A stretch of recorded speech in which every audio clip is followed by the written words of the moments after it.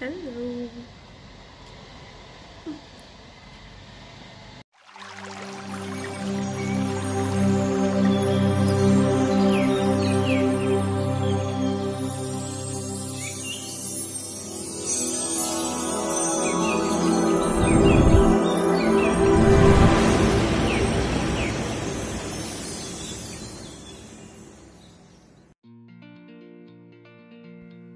Hello viewers, welcome back to my channel. কেমন আছেন আপনারা সবাই? আশা করছি ভালো আছেন, আর আমিও ভালো আছি। আজকে আমি আবারও চলে আসলাম। এবার একটু তাড়াতাড়ি এসেছি, যাতে কেউ আর কমপ্লেন করতে না পারে যে আমি আসি না। তো যাই হোক, আজকের আমার গল্প হচ্ছে আমার যে ১৯ বছরে আমার যখন বিয়ে হয়েছিল, সেটার অভিজ্ঞতা কেমন ছিল, এক্সপিরিয়েন্স কেমন ছিল, সেটা নিয়ে কথা বলবো। অ্যাকচুয়ালি এই টপিকটা চুজ করেছি কথা বলার জন্য, কারণ আজকালকার প্রায় ১৯ বছরের মেয়েদের দেখি তো, তাদের তো ভীষণ স্বাধীনতা। তার সাথে ১৯ বছরের মেয়েরা তো আজকাল আজকাল বলেন বা আগেও বলেন, ভীষণ বাচ্চা বাচ্চা। তো সেরকম একটা মেয়ের যদি হঠাৎ করে বিয়ে হয়ে যায়, তার জীবনটা কিভাবে 360 ডিগ্রি পাল্টে যেতে পারে, সেরকম এক্সপিরিয়েন্স নিয়েই আমি কথা বলতে চাই। লাইক মানে আমার লাইফে যেটা হয়েছিল। আম, আর আমি হচ্ছে আজকে গল্প বলবো, প্লাস আমার সুইডেনে এখন অটম চলছে সিজন। ওখানে ভীষণ সুন্দর, তো চারিদিকে আমি সেটার অনেকগুলো ফুটেজ যেখানে যেখানে আমি শ্যুট করেছি সেগুলো সবগুলো একত্র করে আজকের ভিডিওটা বানিয়েছি। তো আশা করছি আপনারা যারা যারা দেখবেন তাদের ভালো লাগবে। আর যারা যারা শুধুই আমার গল্প শুনতে চান, তারা চোখ বন্ধ করে আমার গল্প শুনতে পারেন, কোনোই সমস্যা নেই। তো যাই হোক, যেটা বলছিলাম যে বিয়ে আমার বিয়ের গল্পটা আসলে তেমনভাবে কখনো বলা হয়নি। অনেকজন ভাবতে পারে যে কী ব্যাপার, এই মেয়েটা এত অবলীলায় এসব নিয়ে কথা বলছে, বিকজ ও তো ডিভোর্সড।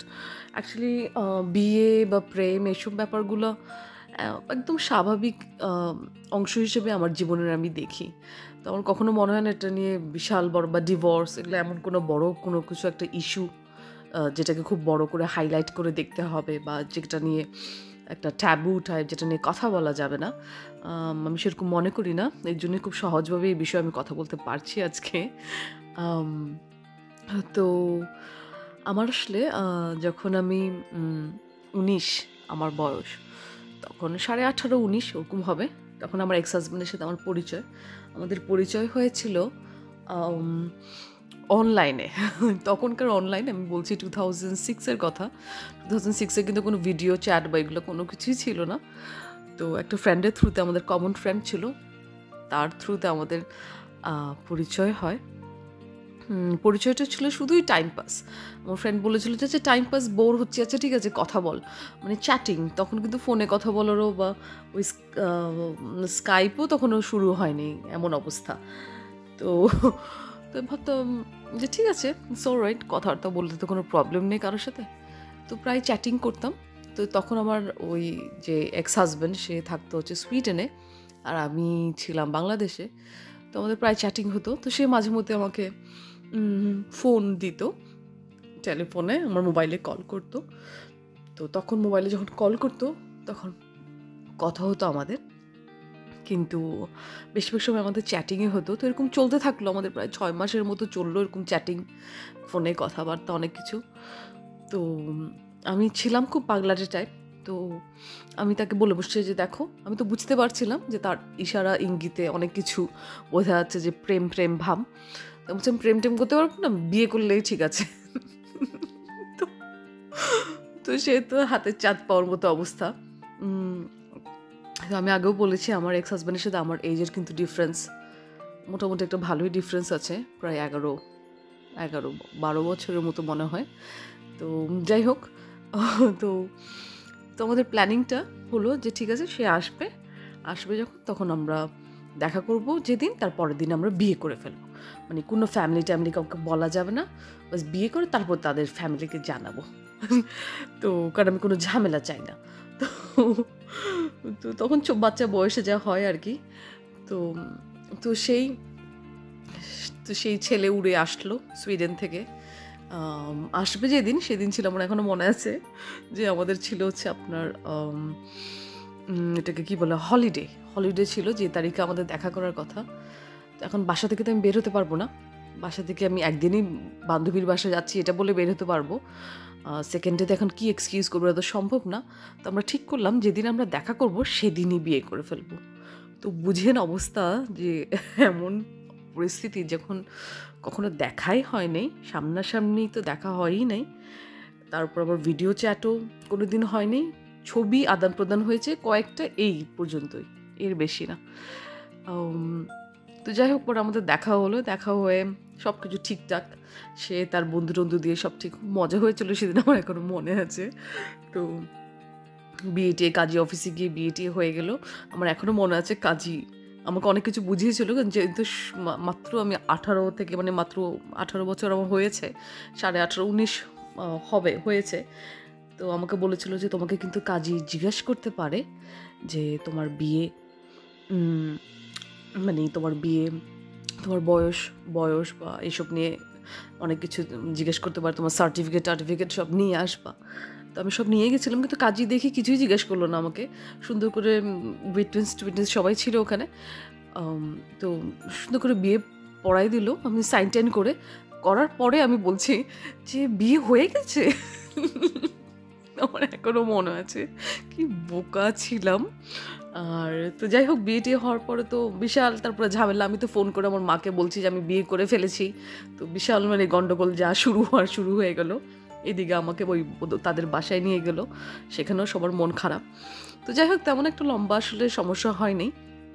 আমাদের প্রায় 1 সপ্তাহ পরেই আমার ফ্যামিলি থেকে আমার মা বাবা পরে আমাদেরকে অনুষ্ঠান করে তুলে দিল আর কি, যেটা বলে। মন নিশ্চয়ই, মানে মানসিকভাবে তারা অবশ্যই কষ্ট পেয়েছে, কিন্তু এখন কিছু তো করার নাই, কারণ আমি এতই ঘাটতারা যে আমি তো জীবনে আসবো না। তো ওরা জানতোই সেটা। তো আর সবচেয়ে মজার ব্যাপার হচ্ছে, আমার বিয়ের যে অনুষ্ঠানটা হয়েছিল, সেই বিয়ের অনুষ্ঠানেও কিন্তু আমি একটা ফোঁটা কাঁদিনি। সবাই ভাবছে যে এত বেহায়া।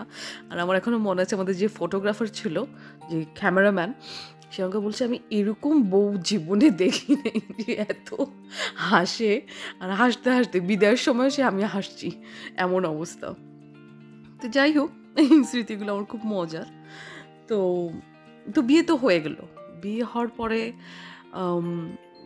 বিয়ে খেলা, আনন্দ করা, সাজা, পার্লারে যাওয়া, সব কিছু হলো। তারপর যা হলো, আমি আমার শ্বশুর বাড়িতে চলে আসলাম, সেখানে থাকা শুরু করলাম। তো আমার যে এক্স হাজব্যান্ড ছিল, সে কিন্তু সে ছুটি নিয়ে এসেছিল, সে কাজ করতো, প্লাস স্টুডেন্ট ছিল তখন সুইডেনে। তো সে কিন্তু এসেছিল মাত্র 1 মাসের জন্য, আমার এখনও মনে আছে। পরে কি এক্সটেন্ড করেছিল না মনে নেই, কিন্তু 1 মাস বা তার কিছু বেশি হবে, খুব অল্প সময়ের মধ্যেই সে থেকেছিল। তো এরপর তো এখন যে মানুষটাকে বিয়ে করলাম পাওয়ার জন্য, এত কিছু কাছে আসা সব কিছু, এখন সে তো থাকতে পারবে না বেশি দিন। তো সে চলে যেতে হবে। 1 মাস চোখের পলকে আমরা অনেক বেড়ালাম, অনেক মজা করলাম। এর মধ্যেই 1 মাস চোখের পলকে চলে গেল। তার যাওয়ার পালা, সে চলে গেল। এয়ারপোর্টে নামাই দিয়ে আসলাম, খুব কান্নাকাটি। কিন্তু আমি কিন্তু আমার শ্বশুরবাড়িতেই থাকতাম, আমার মনে আছে এখনও। আমি কিন্তু কখনো আমার মার বাড়িতে, সাধারণত যেটা করে যে হাজব্যান্ডরা যখন থাকে না আমাদের দেশে, এখনও আমি জানি না আসলে এখন কী টাইপের সবাই করে, কিন্তু তখন যা ছিল যে হাজব্যান্ডরা না থাকলে সবাই কিন্তু সাধারণত মেয়েরা তাদের বাবার বাড়িতে চলে আসে। কিন্তু আমি আসিনি, আমি খুব জিদ্দি ছিলাম, আর খুব আত্মসম্মান ছিল আমার। প্রায় মনে হতো আমি যদি আসি, আমার মা যদি আমাকে একটা কোনো কথা বলে বসে, তাহলে আমার খুব রাগ হবে বা মন খারাপ হবে, এই চিন্তা করে কখনো আসিনি। তো আমার বিয়ের পরে সময়গুলো ভালোই কাটতো, মাঝে মধ্যে খুব মন খারাপ হতো, একা একা, ভীষণ একা, নতুন পরিবেশ, নতুন বাসা, তারপরে একেবারেই একা।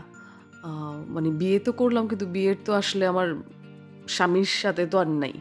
তো সে বিয়েটা হয়ে গেলো যে মানে একটা বাসা থেকে আরেকটা বাসায় শিফট করার মতো।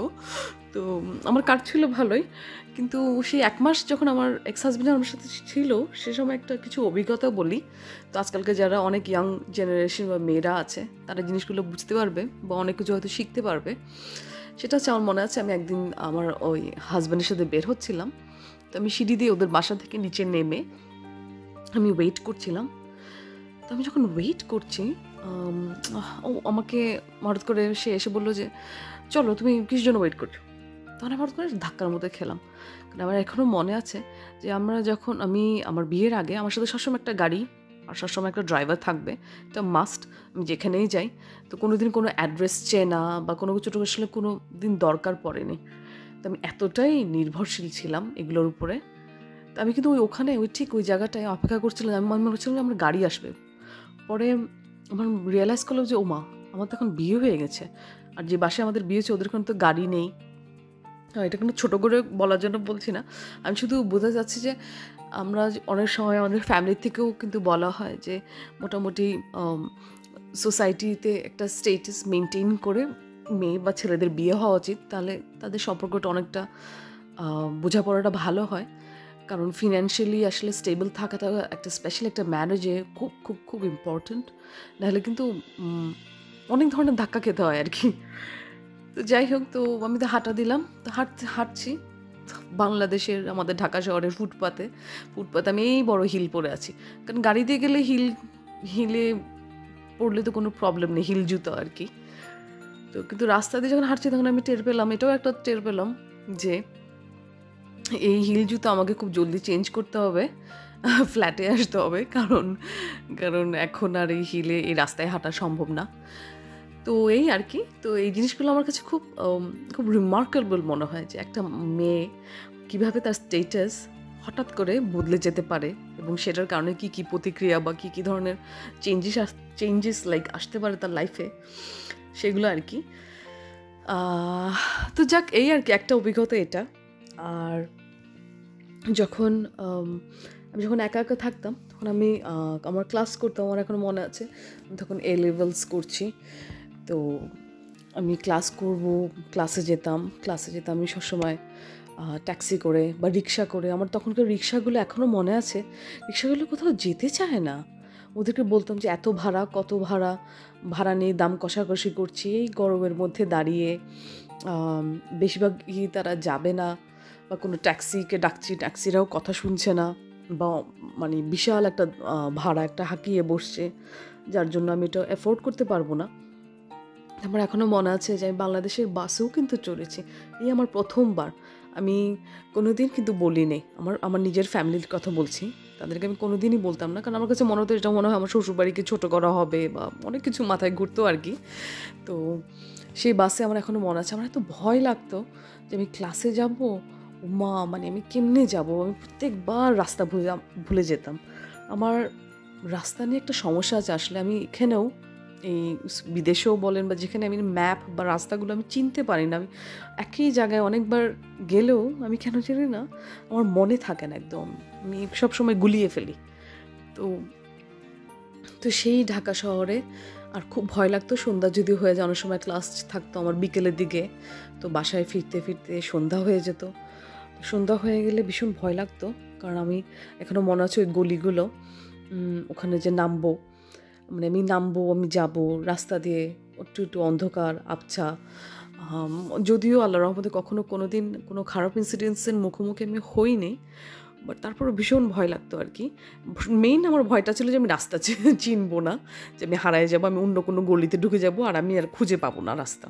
এটাই ছিল আমার সবচেয়ে বড় ভয়। তো যাই হোক, এরকম করে করে অনেক লম্বা সময় চললো, প্রায় 1 বছর। কারণ আমার স্পাউস ভিসার জন্য অ্যাপ্লাই করা হয়েছে। সে অ্যাপ্লিকেশন প্রসেস হতে হতে সুইডেনে আসতে আসতে আমার প্রায় 1 বছর লাগলো। এর মধ্যে অনেক ঘটনা ঘটলো, ভালো খারাপ সব কিছু মিলিয়ে। তো 1 বছর পর আমি চলে আসবো। যখন আমি চলে আসবো তখন আমি মহা খুশি। তখন আমি এয়ারপোর্টে মনে আছে সবাইকে টাটা বাই বাই করছি, হাসি মুখে, কোনো কান্নাকাটি তখনও নেই, কারণ আমি এখন আমার স্বামীর কাছে চলে যাচ্ছি। তো এই আর কি। তো আমি এয়ারপোর্ট ইমিগ্রেশন পাড়ি টাড়ি দিয়ে ভিতরে বসলাম। উম, তারপর আমি স্টকহোমে এয়ারপোর্ট অলান্দা ওখানে এসে পৌঁছালাম। সেটা ছিল 2008 সাল সেপ্টেম্বরে এসেছিলাম আমি। এখনও মনে আছে, তখন অ্যাকচুয়ালি ফল সিজন, এই অটম সিজনই ছিল। আমার এখনও মনে আছে আমি একটা জ্যাকেট পরে এসেছিলাম, জ্যাকেট না সরি, একটু সোয়েটার পরে এসেছিলাম। আর আমার এত ঠান্ডা লাগছিল, এত ঠান্ডা। আর সবাইকে দেখছি, সবাই দেখি এমনি টি শার্ট পরে আছে, কোনো মানে শীতের কোনো কাপড় পরে নেই। তো আমি জিজ্ঞেস করছিলাম আমার হাজব্যান্ডকে যে কী ব্যাপার, এত এখানে ভিতরে মানে আমার এত ঠান্ডা লাগছে।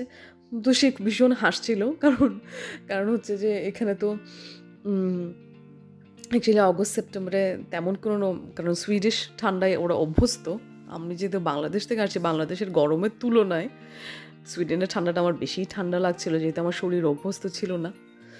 তো আমরা যে শহরে থাকতাম সেটা হচ্ছে একদম নর্থ অফ সুইডেন, সুন্সভাল বলে, খুব ছবির মতো সুন্দর একটা শহর। তো সেখানে স্টকহোম থেকে অনেক দূরে, আসলে স্টকহোম থেকে এয়ারপোর্টে নেমে সেখান থেকে আমরা ট্রেন নিলাম।